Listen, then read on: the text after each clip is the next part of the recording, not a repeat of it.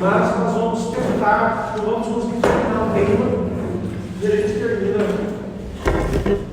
na próxima aula. A ascensão da monarquia, que é aquilo que a história chama da monarquia unida, não é?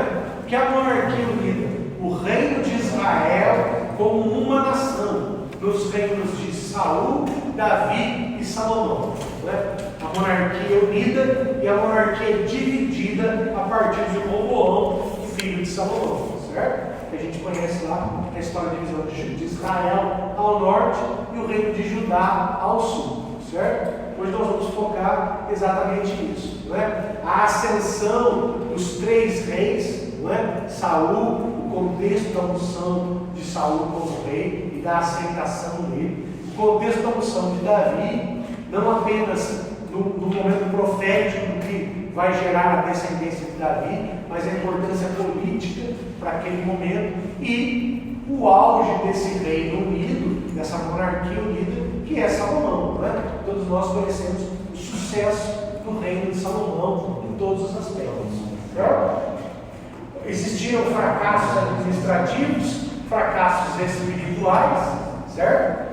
Bênçãos e uma evolução da sociedade em várias questões. E o cisma, a divisão do reino por conta de questões tributárias. Não é? O reino de Jeroboão assume a rebeldia do reino de Roboão exatamente por uma questão tributária, porque os impostos eram muito altos e Roboão não se sensibilizou. E aí acabou acontecendo aquilo que aconteceu, certo? Então nós vamos falar desses assuntos. Começamos então, vimos semana passada Josué, Juízes e Ruth, não é? O que precisa estar claro na nossa mente? Que Deus, quando escolhe Abraão, Ele escolhe uma nação, não é? O que fala lá em Gênesis 12? Farei de ti uma grande nação. Essa é a palavra que tem que estar no centro da nossa mente com relação aos livros históricos, certo? Histórico de quem? História de quem conta o Velho Testamento?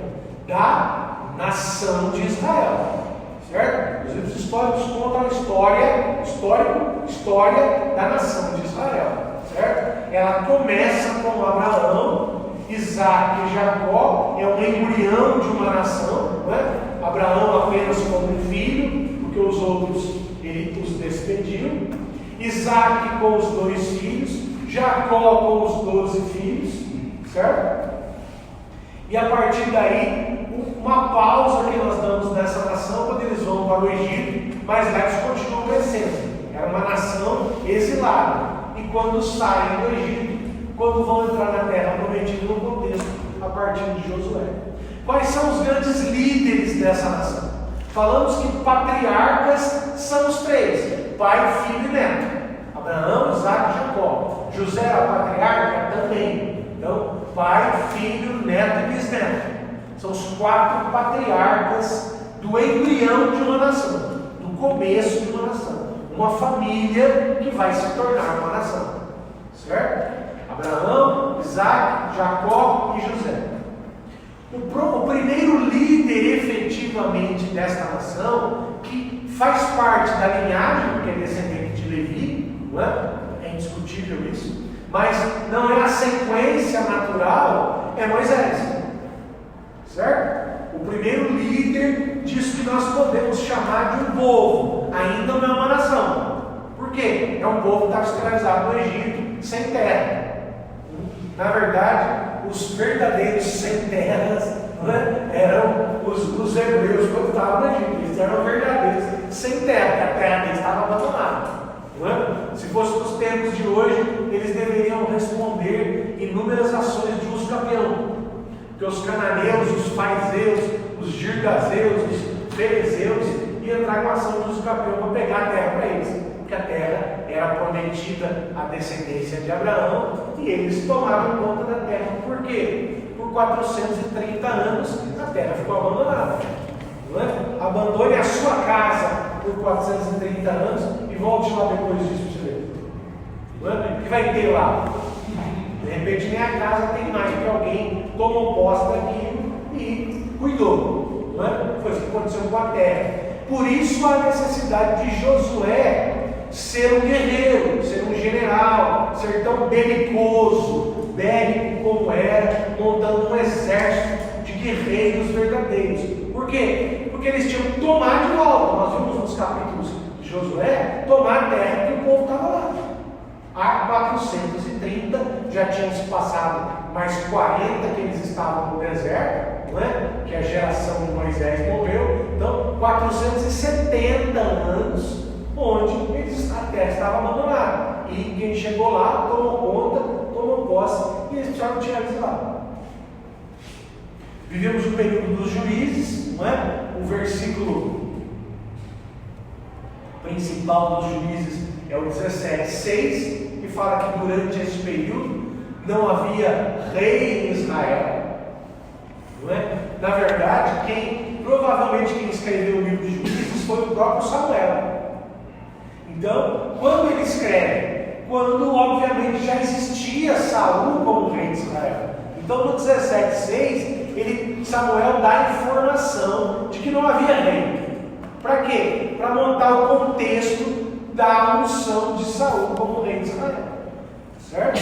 Então, Samuel escreve o livro de Juízes, Samuel escreve o livro de Ruth, há evidências disso. Samuel escreve o livro de Samuel. Certo? Nós temos ele dividido pedagogicamente em 1º e 2º Samuel. Para quê? Para fazer uma divisão entre o início da monarquia com Saul e Davi, certo? E a divisão entre os dois reis, 1º Samuel, o reinado de Saul, 2º Samuel, o reinado de Davi, certo? O livro dos reis, da mesma maneira, começa com o reinado de Salomão. Então, há uma divisão pedagógica para nós entendermos. Não é? Então, na sua cabeça, o que você precisa ter? Samuel é o grande homem dessa época. Não é? Do período dos juízes até o rei Samuel, na verdade até Davi, porque ele vai ungir Davi. Não é? Até o rei Davi, Samuel é o grande nome desse período da história.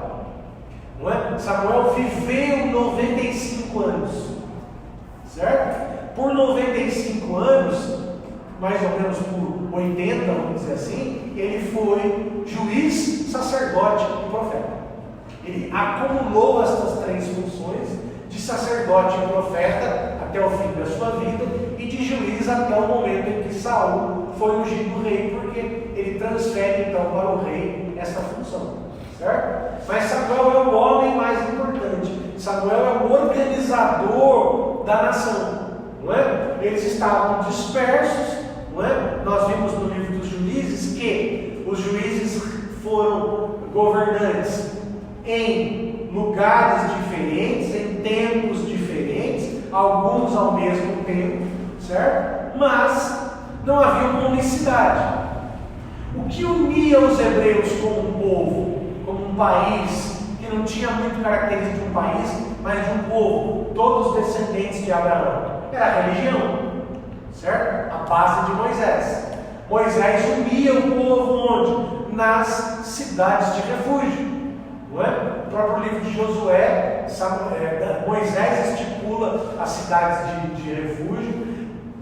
Josué conquista as cidades de refúgio, 3 do lado de uma margem do Jordão, 3 na outra margem, certo?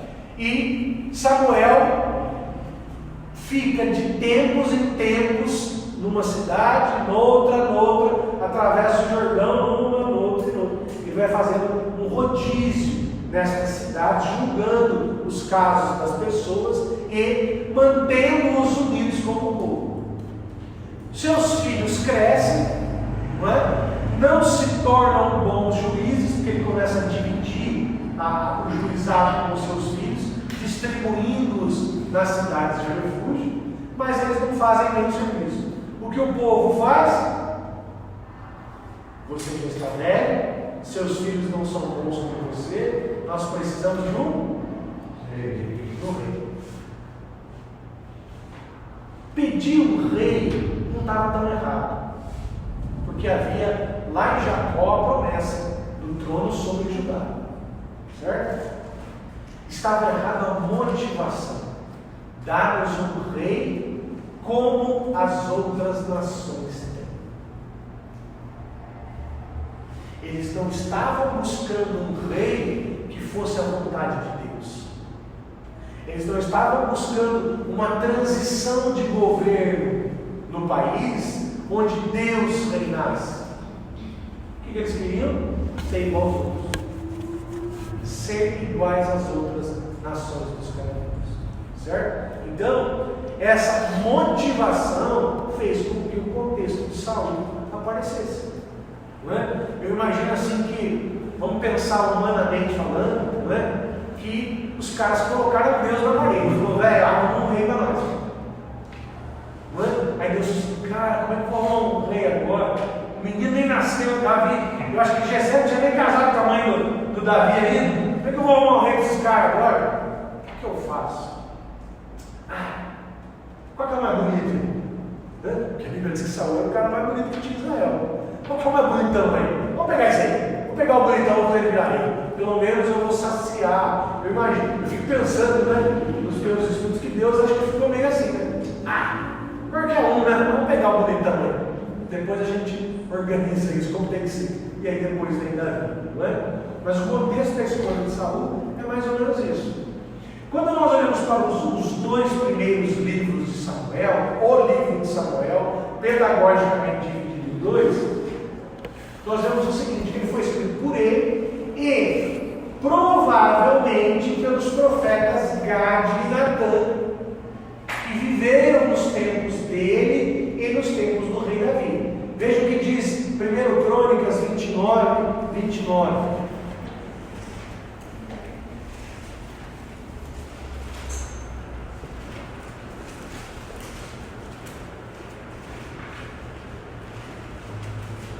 Os sucessos, pois, do rei Davi, assim os primeiros como os últimos, eis que estão escritos nas crônicas de Samuel, o vidente, e nas crônicas de Gade, do profeta Natã, e nas crônicas de Gade, o vidente. Certo? Então, aqui nós temos uma informação que pode ser verdade, que pode ser a conclusão do livro de Samuel. Após a morte de Samuel, eles vão terminar o livro de Samuel com o reinado de Saul, certo? E o reinado de Davi, o segundo livro.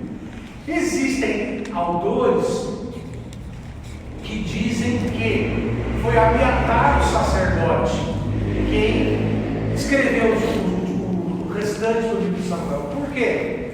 Porque Abiatar sucede Samuel. Certo? Então nós temos aí também, isso é muito importante, inclusive no contexto espiritual, uma tríade de reis, Saul, Davi e Salomão. Mas também temos uma tríade de sacerdotes, Samuel, Abiatar e Zadok. Certo? Tanto é que o profeta Ezequiel vai dizer que os filhos de Zadok se mantiveram fiéis à lei de Deus em meio a tudo que aconteceu na história de Judá.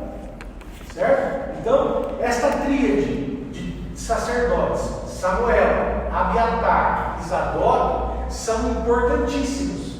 Por quê? São eles que vão legitimar o que legitima o presidente da República do Brasil, dos Estados Unidos, dos outros países. O que legitima alguém para ser chamado de presidente? O povo elege ele. O povo elege ele. A eleição, exatamente. Certo? A eleição legitima o líder. Por que toda cidade tem um prefeito? Porque aquela pessoa foi escolhida pela maioria do povo. Certo? O que legitimou os três reis? O sacerdócio. O que legitimou o sacerdócio?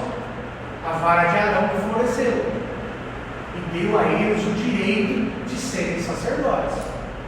Certo? Então, a legitimação desses três homens, Samuel, Abiatar e Zadok, é extremamente importante para quê? Para dar a estes três a legitimidade para se tornarem reis. Certo? O contexto de Salomão é mais complicado ainda, nós vamos ver semana Davi, o irmão de Salomão, filho de Davi, queria ser o rei. Tentou, na verdade, foi rei por alguns dias até. Não é? Até que Salomão consegue a legitimação de quem? Do sacerdote, e a partir daí ele assume o trono, e a primeira coisa que ele faz é dar fim ao irmão. Não é? É mandar matar o irmão. Por quê? O cara se levantou contra ele. E ele era escolhido pelo pai e por Deus também para ser o rei de Israel. Então, noção que nós vamos ter um povo liderado, uma família liderada por seus líderes, seus patriarcas, Abraão, Isaac, Jacó e José. Um povo que torna-se liderado por Moisés. Em segundo plano, por Arão, sem dúvida, porque quando ele se torna sacerdote, ele tem legitimidade para ajudar Moisés e para ser o sucessor das questões espirituais de Deus. Não é? A voz de Deus era Moisés. Quando Moisés morre, se torna o sacerdote. Certo? E Tamar, que era o filho dele que assumiu o trono, assumiu o sacerdócio, perdão. Então, nós temos aí o povo liderado por Moisés e Arão. Aí nós vamos ter a legitimação deste povo como nação, organizados por Josué. Então, o primeiro grande líder do povo é Moisés. Mas o primeiro grande líder da nação é Josué. Certo? Essa diferença precisa estar bem clara na nossa cabeça. O primeiro líder, o líder da família é o patriarca. O líder do povo é Moisés. O líder da nação é Josué. Certo? Ele é o primeiro, legitimado também por Deus, legitimado também pelo sacerdote, para se tornar o governador, o líder de Israel. Certo? Quando ele morre, já discutimos isso semana passada, ele não deixa ninguém para liderar, e eles são, por cerca de 400 anos, liderados por juízes. O último juiz, Samuel, consegue fazer o quê? Consolidar esse povo como a nação que Josué abandonou, entre aspas. Não é? Quando eu falo assim, eu não estou dizendo que Josué foi tranquilo, de jeito nenhum, mas eu vejo administrativamente como um erro que ele cometeu. Se foi por Deus, se não foi, ninguém sabe, mas ele não deixou um sucessor. Tivesse levantado alguém, podia ser de qualquer tribo, podia ser da tribo de Dan, de Azer, de Naftali, de Zebulon, das tribos menos importantes. Não tinha problema nenhum, mas sem o líder. E ele não fez isso. Não é? É Samuel quem vai trazer a ideia disso. O primeiro homem que volta a profetizar depois de Moisés é Samuel. Certo? Depois, entre Samuel, entre Moisés e Samuel, não tem ninguém que profetiza. Tem um ou outro lá, Balaão, umas coisinhas muito pequenas assim, no livro de Juízes. Certo? De números, Deuteronômio e Juízes. Muito pequenas. É Samuel que vai restaurar o ofício profético. Juiz, sacerdote e profeta. Certo? Então, nós vamos ver aqui também hoje o seguinte. Olha que interessante. 1 Samuel fala que Eucana era efraimita. Certo? O versículo 1 fala inclusive que ele morava nas montanhas de Efraim, na região da tribo, na região que a tribo de Efraim recebeu como herança. Certo? Ele morava ali. Só que olha que interessante, quando nós olhamos 1 Crônicas capítulo 6.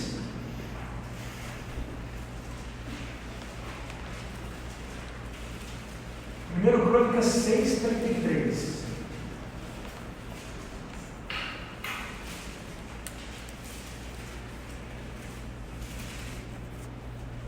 Estes são, pois, os que ali estavam com seus filhos. Dos filhos dos coatitas, Emã, o cantor, filho de Joel, filho de Samuel. 1 Samuel 8:2, leiam para mim, por favor. Eu vou sair de crônicas, vocês leiam, depois eu vou continuar aqui. 1 Samuel 8:2.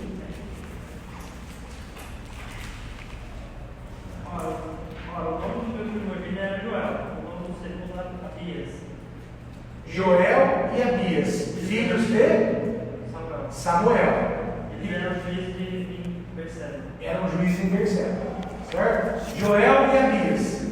Dos cantores, aqui nós temos Joel, filho de Samuel, certo? Você fala assim, pode ser coincidência? Poderia ser.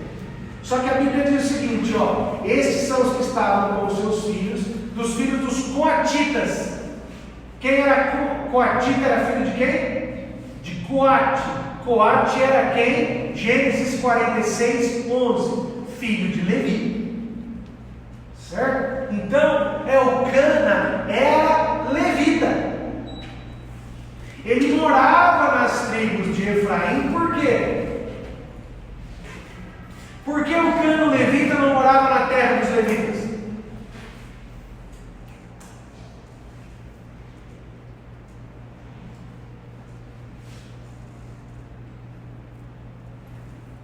Por quê?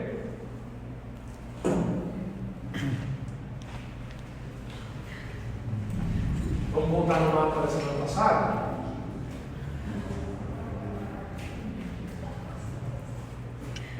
Peguem aí o slide da semana passada. Vocês estão longe hoje, hein, galera? Vocês estão longe hoje, hein? Estão prestando atenção. Estão pensando na morte da miséria.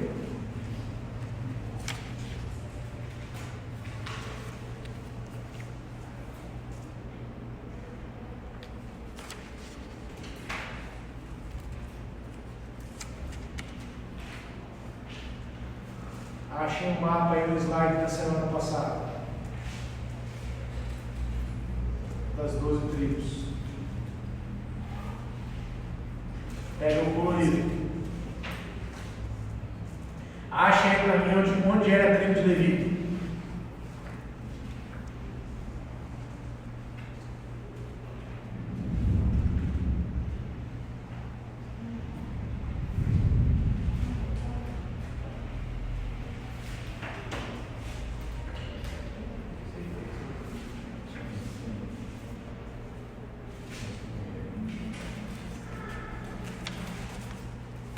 Quem aqui toca e canta no Ministério do Louvor da igreja? Quem mais? Barbudo aqui. Você também? Canta. Ninguém toca aqui? Os músicos não fazem melodia? Só as cantoras? Toca também, ó? O que você toca? Arranjo. Violão, contrabaixo. Acharam aí a tribo de Levi?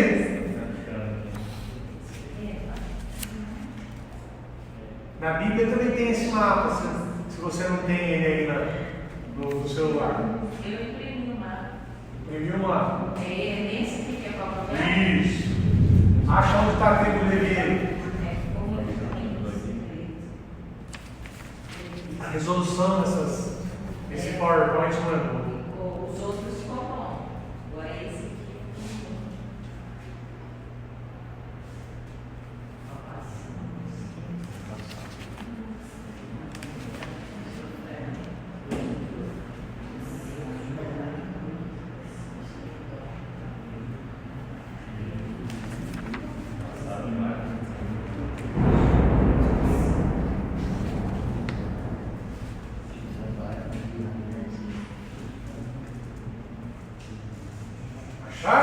Sorveu aqui o outro de Levi, que é levantada.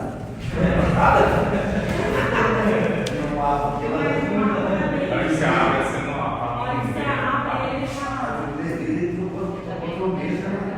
Não tem Levi? Não, tem, mas dou um zoom aí que fica. É igual eu.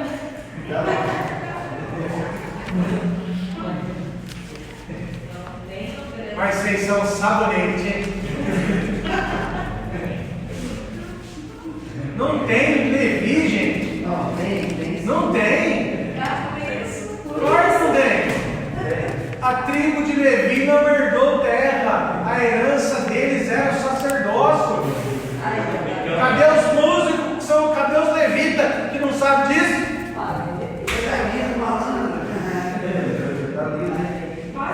Engraçado que eu ouvi hoje 2 vezes isso aí. Ouvi 2 vezes hoje isso aí.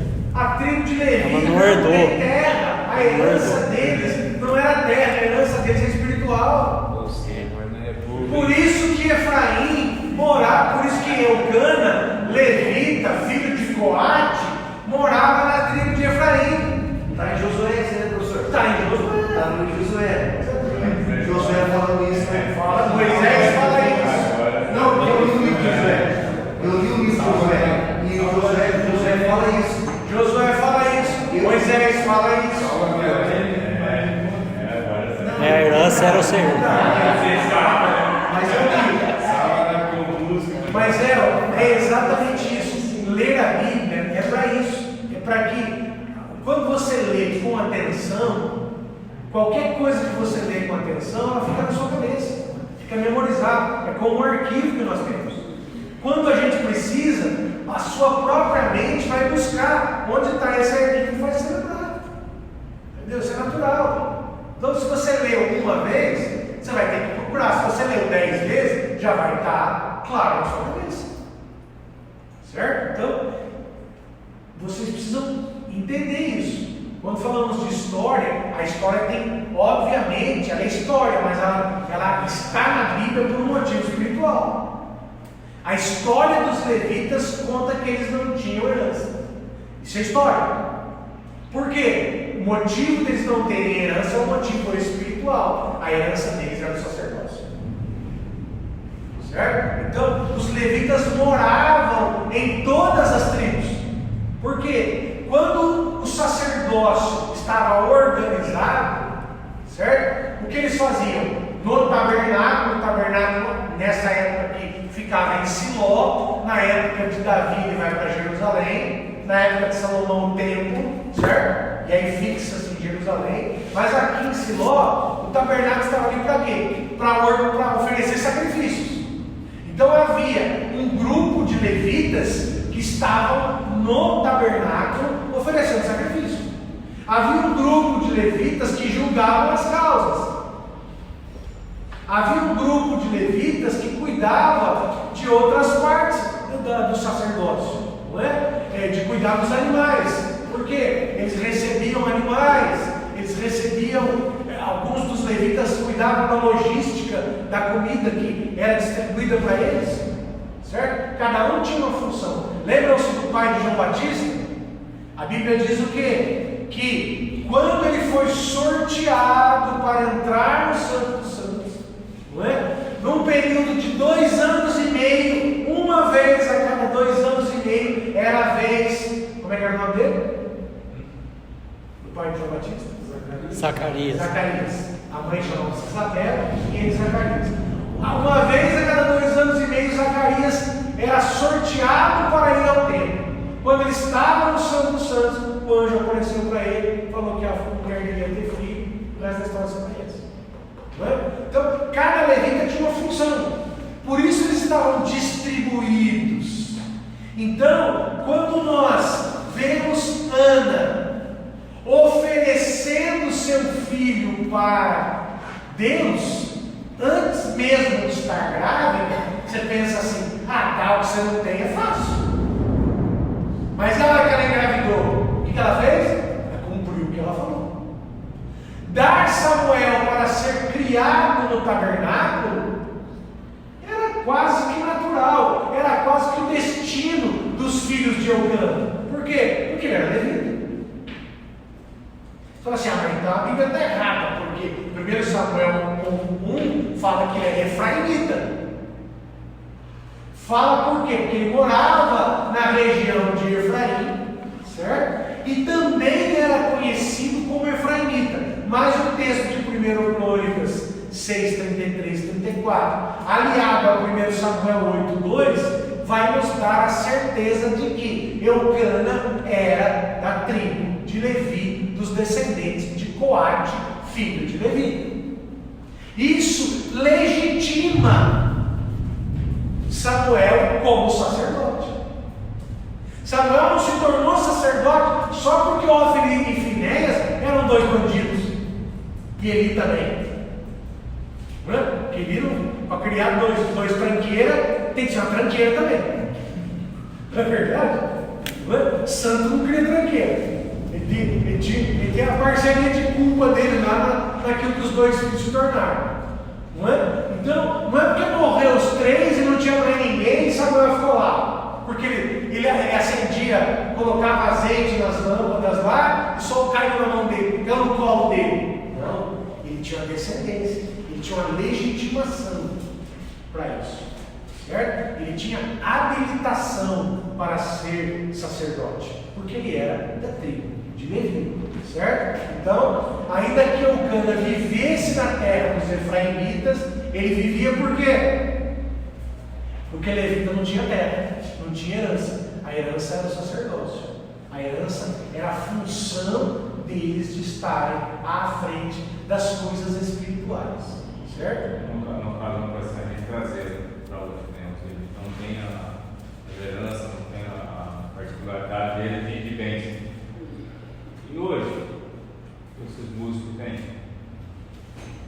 Os caras só querem tocar para fora, porque a parte é um aparecer. Eu estou pensando um monte de música que tem para barzinho tocar. Porque quando eles estavam lá, eles ganhavam lá dentro para poder viver, e a igreja não custeia eles têm que viver disso. O que o Novo Testamento fala? E ele nos constituiu um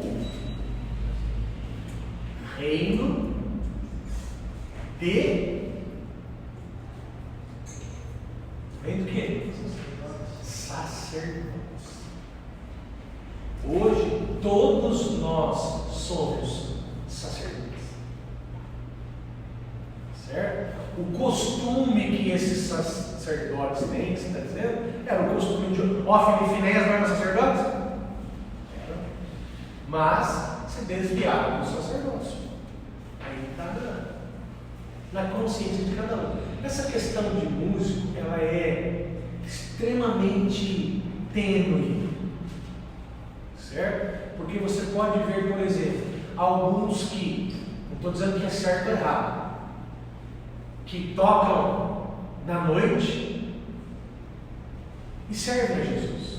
Outros que tocam na noite se desviam. Qual dos dois está certo? Não somos nós que vamos definir isso. Nós não somos juízes deles. Certo? É a mesma situação de bebida. Eu vejo na mesma situação de bebida. Certo? A Bíblia não fala que não pode tomar cerveja. Fala? É óbvio que não, né? Quando a Bíblia foi escrita, não existia cerveja. Cerveja é um produto recente, desenvolvido, talvez antigo, mas em outras culturas. Não na cultura hebraica, não existia cerveja. Então a Bíblia não vai falar de cerveja.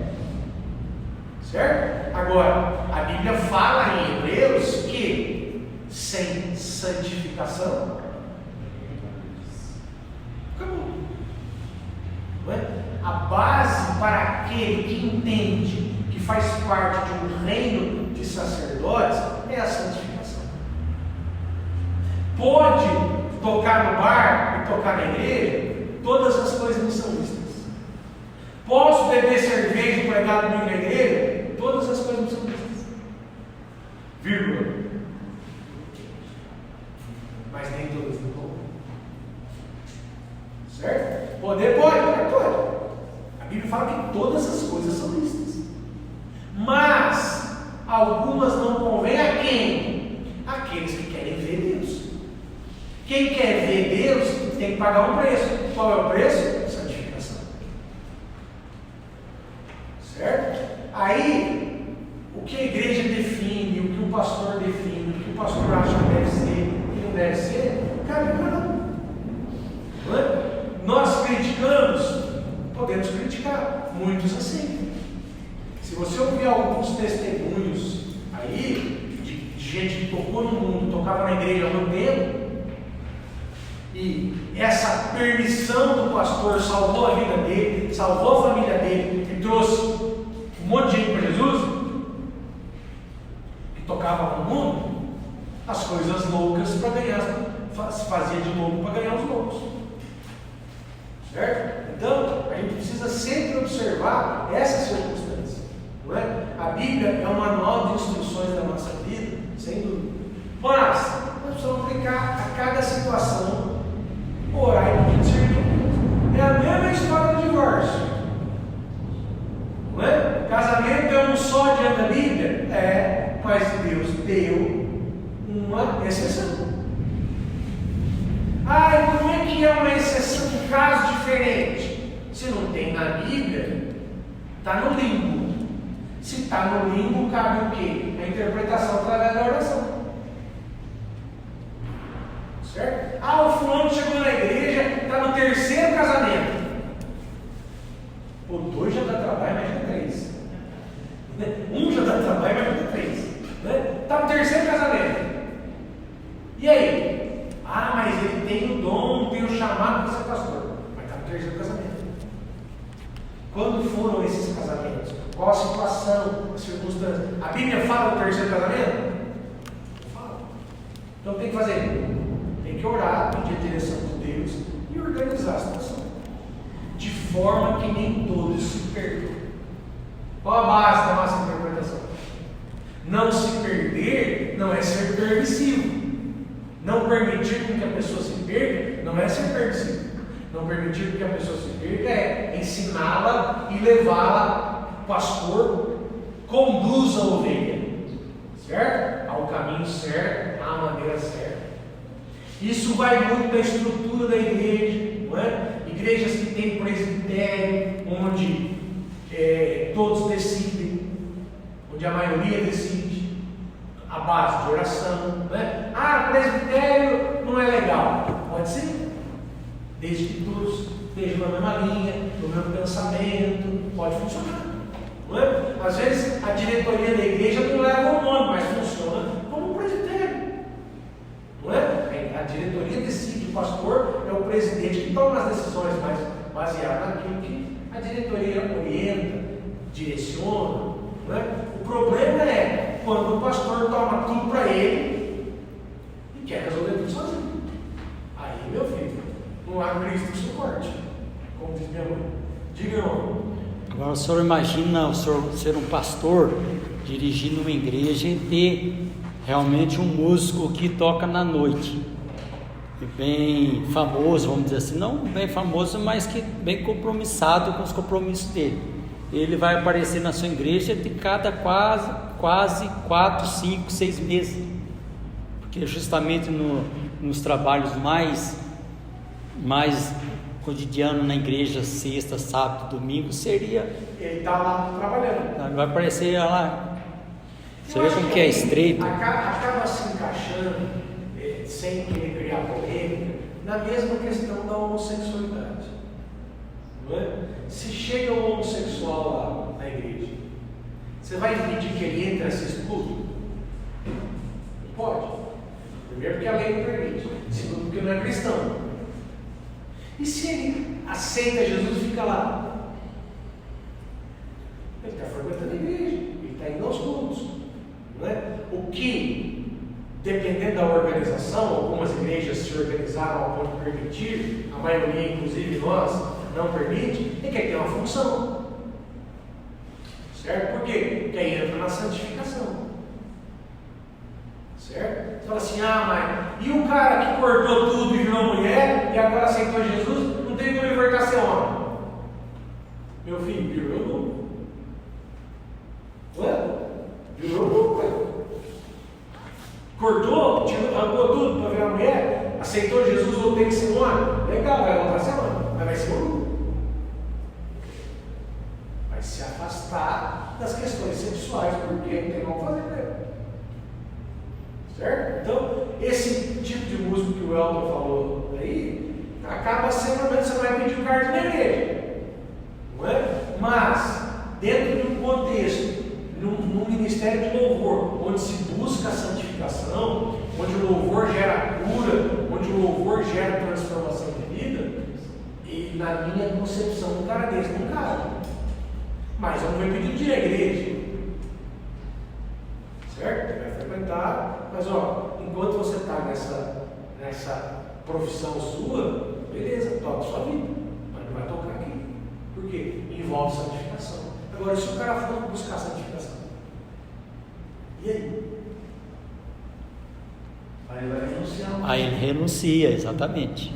Porque aí é a glória, né? Santificação exige renúncia, né? Exatamente. Aí toma a sua cruz e siga, né? Tem O vários. preço que você paga para ser santo é se afastar desse tipo de coisa. Mas o cara da biqueira, ele vai na igreja e toma conta Não, eu da sou biqueira. administro da biqueira. Né? Eu sou administro. Eu não vendo, eu não uso, eu não vendo, eu só faço a contabilidade. Eu sou só tesoureiro. Distribui o folhetinho ainda. É a mesma situação. O cara que faz isso é a mesma situação do adúltero, que ninguém sabe que ele é adúltero. Não é? Ele tem duas mulheres, uma é crente, que casou e vai na igreja. A outra é um caso à parte. Ninguém sabe, está tudo certo.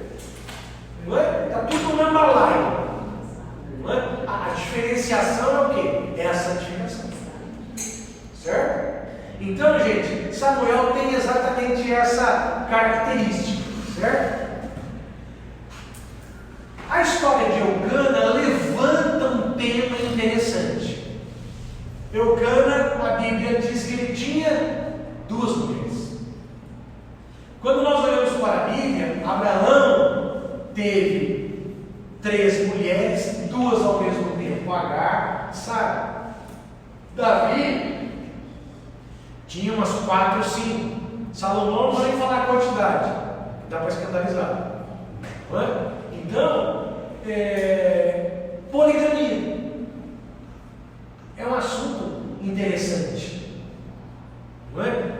Ser marido de várias mulheres ao mesmo tempo, ser esposa de vários homens ao mesmo tempo. Sou diferente, não sou? O que dói mais? Ser marido de várias mulheres ou ser mulher de vários maridos? Dói mais contar. Uma mulher de vários maridos. Por quê? Porque a concepção moral que está na nossa cabeça é essa. Certo?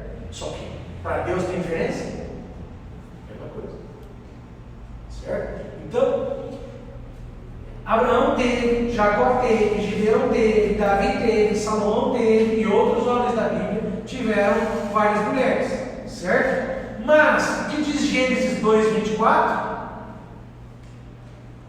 Que o homem deixará seu pai e a sua mãe, unir-se-á à sua mulher, e ambos serão uma só carne. Onde nós estamos falando isso aí? Gênesis capítulo 2. Caim e Abel não tinha nem nascido ainda. Qual é o parâmetro de Deus? Um marido e uma esposa. Certo? Pastor, mas por que então que a Bíblia fala que Abraão teve 2? Que Salomão teve 300 mulheres e 700 concubinas? Porque nós estamos falando de livros que narram história. A Bíblia narra história, não avaliza o comportamento dessas pessoas. A Bíblia não diz que foi correta a conduta de Abraão, pelo contrário, né? Ismael deu uma encrenca gigantesca que eles carregam até hoje, que são os árabes, certo? Todos sabem disso, né? Os árabes são descendentes de Ismael. Então, a Bíblia não diz que Salomão estava certo em fazer alianças e pegar as princesas como esposa e usá-las, deixá-las no harém, toda aquela história lá. A Bíblia não fala que isso é verdade. Pelo contrário, a Bíblia diz que um homem tem que ser marido de uma só mulher. Mas ela narra a história, ela narra o comportamento, ela não avaliza, ela não diz que é certo. Tá? Então, a Bíblia autoriza a poligamia. Mentira. Ela mostra que em todas só trouxeram problemas. Só trouxeram É problemas. isso que nós temos que enxergar, né? Eu não me lembro onde, qual texto fala que as mulheres de Abraão, de Salomão, o corromperam Sim. com suas religiões. Certo? Abraão teve o Todos, problema dele. todos. Davi teve o problema dele. Você vai falar assim: mas Mical é uma tranqueira. filha de Saul não prestava, não gostava dele, papapá, e daí? Isso não é base, não é licença para ter uma esposa. O que aconteceu com Mical? É um negócio que eles resolveram entre eles lá. Não é? Sara também era estéril, e Deus deu o filho para ela. Mical beleza. Deus podia ter dado da mesma forma, certo? O sucessor do rei Davi. Mas ela não quis fazer da maneira correta, certo? Seria inclusive uma forma de preservar a linhagem de Saul no trono, certo? Nós pegamos o genro que assumiu o trono, e para Jonatas não tinha problema nenhum Davi ser rei, porque eles eram amigos, certo? A filha, a esposa era filha de Saul, mantinha a linhagem de Saul no trono, junto com Davi, não tinha problema nenhum. O sangue de Saul estaria correndo nas veias de Jesus, sem problema nenhum. Não é? Mas a atitude desses homens gerou a história que nós temos aí. Professor, essa galera aí que teve mais de uma mulher aí, será que eles pegou, por exemplo, tipo Abraão, pelo peso que Abraão representava, por ser o patriarca, por ter toda essa questão envolvida na pessoa dele? Abraão fez, eu também. Será que a galera pegou isso? Eu acho que não, Anderson, sabe por quê? Porque era uma prática dos cananeus, de todos os povos. Toda a história dos povos antigos, a poligamia existia. Não é? Tanto nos nórdicos, lá para cima da Europa, tanto na Europa, Roma, Grécia, na Babilônia, em Nínive, em todas as grandes cidades do passado, no Egito, todos tinham várias mulheres.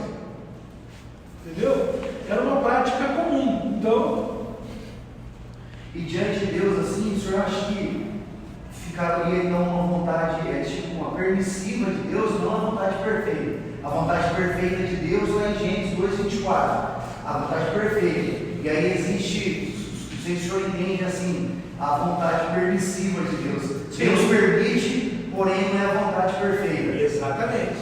Ele ensinou uma coisa, está acontecendo desse jeito, ele nos deu livre-arbítrio, vontade permissiva. Certo? Vai cair exatamente nisso.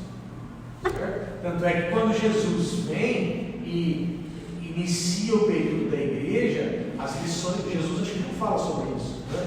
Ele fala sobre o divórcio, né? Mas Paulo, Pedro vão falar literalmente da monogamia, não é? Vão falar de um casamento só. E no Novo Testamento, essa questão ela tem um peso maior, né? Ela possui um peso maior, principalmente para os ministros, né? Se fosse pegar Davi e se enquadrar nos requisitos que Paulo escreve para Timóteo, Davi não seria um pastor de igreja, né?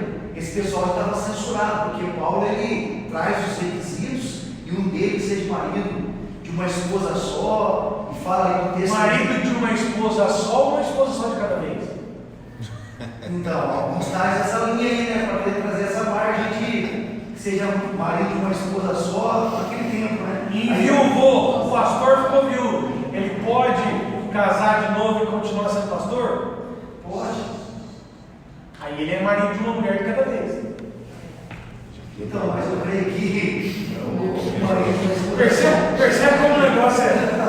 Sim, mas aí o cara vai trazer uma interpretação meio que forçando que isso seja um marido de uma esposa só, seja leal a uma esposa só e coisa e tal. A gente entende isso, né? É o que Paulo quer dizer, né? Mas o cara querendo torcer. Eu, Jorge, entendo que é uma só. Se a minha esposa falecer e eu quiser continuar sendo pastor, eu sou pastor viúvo. Se eu quiser arrumar um lado saia, eu não sou pastor. O meu peso e a minha medida é essa. Para o meu pastor adjunto, eu não sei. Aí é uma outra situação. A minha concepção é essa. Se eu tiver um infortúnio de ficar viúvo, se eu continuar sendo pastor, eu sou viúvo. Se eu quiser ter outra esposa, eu não vou. Na minha cabeça, eu não tenho legitimidade para continuar sendo pastor. Estou dizendo eu. Os outros, tem um pastor que é viúvo aí, legal. Na cabeça dele está certo para ele. É ele e Deus. E eu vejo dessa maneira. É um jugo pesado? sei. Eu suporto dessa maneira. Mas é a minha concepção, o meu pastorado, entendeu? Quando você sobe no altar para pregar a palavra, para ensinar, para conduzir um rebanho, você tem que ter legitimidade e autoridade. Se você está em pecado, você tem autoridade. Certo? Então, se aquilo para mim não é correto, eu não vou ter autoridade. Se eu não tenho autoridade, eu não posso subir no altar. Posso até ir lá fazer uma oração, posso até ir lá fazer alguma coisinha, mas conduzir o rebanho, na minha concepção, eu não tenho legitimidade. Outras pessoas podem ter, não tem? O cara é divorciado e é pastor, não tem problema nenhum. Se a estrutura da igreja permite isso, não é? Perdão. Kleber Lucas, por exemplo, está no 5º casamento e a igreja aceitou ele ser pastor. Beleza. E nenhuma morreu, né? Tudo divorciado. Certo? Aí a igreja aceitou. É o presbitério lá que decidiu, o povo que. Não é? A voz do povo, será que é a voz de Deus? Não é? Aí é uma outra situação. Certo? Então, sobre poligamia, falamos sobre isso. Quando nós vamos entrar no livro de Samuel, nós vamos ver até o capítulo 9 o período de transição entre o juizado e o primeiro reino, o primeiro reinado, que é o reinado de Saul, certo? Então, temos 9 capítulos de transição, o fim do juizado e o início da monarquia, não é? No capítulo 8, o texto que o irmão leu aqui, que fala dos filhos de Joel, os filhos de Samuel, Joel e Abias, a sequência vai dizer o seguinte, que o povo pediu um rei. 1 Samuel 8 é o ponto de transição disso, onde eles pedem um rei. O que Samuel faz? Vai orar a Deus. E Deus fala para ele, vai lá, pega Saul, filho de Quis da tribo de Benjamim, e unja o rei. Procure aquele que, dando os ombros para cima, é o mais belo em Israel. E Saul recebeu o Espírito Santo, profetizou e tal, e se tornou rei. Pensa num cara que enfiou a vida no nariz, que perdeu a maior oportunidade que o ser humano já teve na vida. Foi Saul. Por quê? Porque simplesmente deixou o ego tomar conta da vida dele. Não é? Entendeu que ele poderia ser rei desvinculado de Samuel. Samuel vive a sua vida e eu vivo a minha. Quando ele faz essa compreensão e desobedece a ordem de Deus dada por Samuel, Deus o rejeita. Porque Samuel era o mensageiro de Deus e não apenas aquele que ia mandar no reino. Era o mensageiro de Deus. Saul não teve esse discernimento. A partir desse momento, a história de Amaleque, né? que ele invade a terra dos Amalequitas e não mata o rei Agag, preserva lá o rebanho, fala que vai oferecer sacrifício, que Deus vai se agradar e tal, misericórdia quero e não sacrifício, Deus falando. Esse momento, seu reino é rejeitado.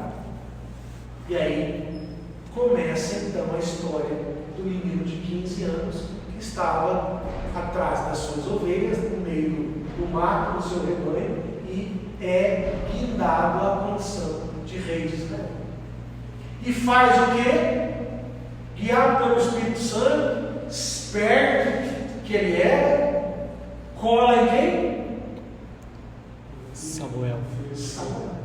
Cola em Samuel. Para quê? Para ganhar a legitimidade da unção que foi derramada na cabeça dele. Por quê? Eu sou o rei, o próximo rei de Israel. Mas quem é o rei? Saul. Como é que eu vou me legitimar rei? Quando Deus falar através do seu profeta, Samuel. Certo? E Samuel tem uma história interessante. Este modelo que nós temos aqui hoje de ensino, não é? A escola é assim. Quem criou esse modelo aqui? Foi Samuel. Samuel foi o primeiro ser humano, não é? Que se tem notícia, talvez em outras culturas isso podia até existir, mas não dessa maneira, não é? Que reúne alunos, aprendizes, para se tornarem, terem um ofício. A primeira escola que Samuel fundou era uma escola de profetas. Para quê? Para criar uma linhagem de homens de Deus que, além de serem os porta-vozes de Deus, guiarem os seus governantes. Certo? A ideia natural é Deus governar o povo através da religião, certo? Que era a religião dos hebreus, que ensinava tudo aquilo, fazer a transição com Jesus, certo? Para quê? Para que o reino dos sacerdotes conduzisse os governos, certo? Como Samuel fez com Davi, como os profetas fizeram com Salomão. Óbvio que ele se desviou em um determinado momento, como os outros profetas. Quando nós vamos estudar até 4, né? 3 são os poéticos, 4 são os proféticos, nós vamos ver exatamente a importância de cada profeta para cada rei. Não é? Qual o profeta mais importante da época de Acabe? Elias. Não é? Elias e Eliseu. São os homens que são a voz de Deus para guiar o rei. O rei não ouviu, é outra história, mas o papel deles na história está ali, bem feito. Isaías com Ezequias, não é? Jeremias com Josias, não é? Cada profeta viveu na época de um rei e foi usado. Eu acho que só o Obadias, que não direciona, deve ter Amós, se não me engano, um ou outro pequeno profeta, os profetas menores, que não profetiza diretamente ao rei. Os outros todos, Daniel, Joaquim, que é o rei que vai para a Babilônia, e o próprio Nabucodonosor depois vai Belsazar, não é? É o profeta deles. Então, o modelo correto, o modelo exemplar de Deus de um governo é exatamente esse, não é? Deus conduzindo os homens que estão à frente dos governos para simplesmente estes homens cumprirem a vontade de Deus, certo? Samuel é o cara que inaugura essa forma de relacionamento. Não vai dar muito certo com Saul, não vai dar muito certo com Roboão e com outros reis, mas é um modelo que perdura por mais tempo. Se nós pegarmos o primeiro rei, Saul, até o último rei que vai para a Babilônia, Joaquim, não é? Nós temos quanto aí? Cerca de 600 anos. Não é? O período da Babilônia, quando eles voltam, Zorobabel deveria ser o próximo rei, porque era da linhagem de Joaquim, mas porque eles eram vassalos da Pérsia, ele não se tornou rei, apenas governador. E aí depois da Pérsia, os gregos, então nós temos Judas Macabeu, que assume o trono, que era, se não me engano, da tribo de Efraim, não tenho certeza, Judas Macabeu vai fazer o quê? Vai trazer a liderança para ele, e vai fazer o quê? Com que essa liderança política se torne religiosa. Por quê? Porque ele precisa ter religião do lado dele. Anás e Caifás, os sacerdotes que matam Jesus, eram descendentes de Judas Macabeu. Não eram sacerdotes originários da tribo de Levi. Eram descendentes de Macabeu. Por quê? Porque Macabeu perverteu a origem das coisas de Deus para se manter no poder. Qual era a origem? O reino da tribo de Judá e os sacerdotes da tribo de Levi. Como ele não era de nenhuma das duas, ele conseguiu ter o poder nas mãos. Ele salvou os hebreus. A importância de Macabeu para a história dos hebreus é gigantesca. Mas no contexto espiritual foi um desastre. Não é? Tanto é que quando você pega a Bíblia de Jerusalém, a Bíblia católica, primeiro e segundo Macabeus, se você tirar as questões históricas, as questões espirituais, a história é perfeita. Se encaixaria direitinho como livro histórico, certo? Entra ali no período de silêncio profético, no período intertestamentário, certo? Mas tem questões aí que fogem dessa realidade e vão para outro caminho, certo? Mas é importante nós entendermos dessa maneira, ok? Vamos fazer a chamada porque nós vamos parar, não é? Então nós vamos começar semana que vem sobre o reinado de Saul. Ok?